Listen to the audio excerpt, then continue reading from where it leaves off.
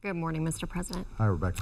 And not surprisingly, a number of the questions in this room today have focused on jobs. The same is true of the online community. Let me read you one from a viewer who comes from an email. Her name is Tina Peak. She's in Charlotte, North Carolina, and she asks, so many of the good-paying jobs have been outsourced, leaving nothing but low-wage jobs. How can employers feel good enough to hire again or increase wages with so much uncertainty about the economy? Well, I think that a lot of employers are feeling more confident about the economy. As I said, the economy has now grown for a pretty good stretch of time. We're seeing terrific jobs numbers over the last 3 months, and we've seen sustained job growth in the private sector for over a year now. And I think the key is to recognize that some of the jobs that left aren't going to be coming back, but we've got to be creating new industries and new jobs here in America. And I'll give you one good example. When I took office, we had about 2% of the world's advanced battery market. Those are the batteries that go into these new electric cars and hybrid cars.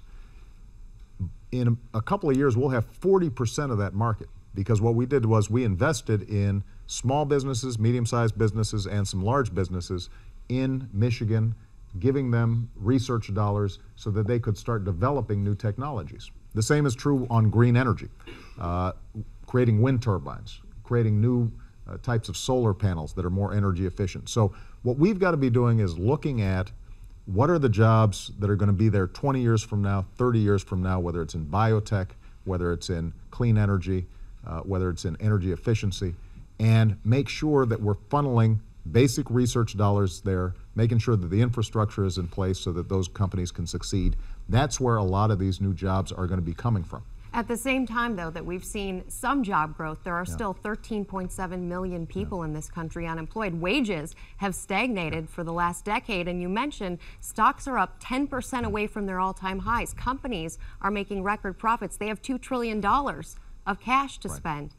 If this isn't the right circumstance for raising wages and really going out and employing new people, what will be? Well, I guess that's my point when it comes to companies. When I talk to CEOs, the issue here is not uncertainty. I mean, the issue is they've got to start placing their bets on America. It is time for companies to step up.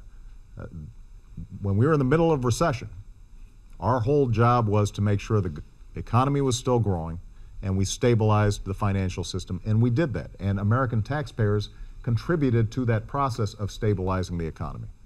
Companies have benefited from that, and they're making a lot of money.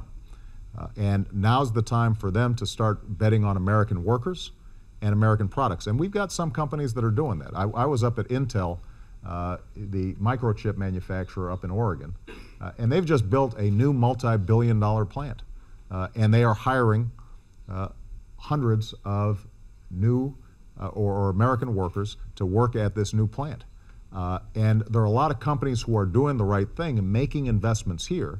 And it turns out, in fact, that a lot of the advantages that other countries had in terms of low wages are now offset because quality is better here in the United States. We have the most productive workers in the world, and we've got the best universities in the world. We don't have the best infrastructure in the world, unfortunately, anymore, and we've got to improve on that. That's part of the reason why I'm pushing to make sure that we are rebuilding our roads and our bridges, our ports, our airports. But we've got so many advantages here, but we do have to get companies to start saying to themselves, you know what, we're going to make sure that we are putting back these profits to work here, because if we're hiring people, those are our future customers. We're going to be able to sell more products. We're going to be able to do better in the long run.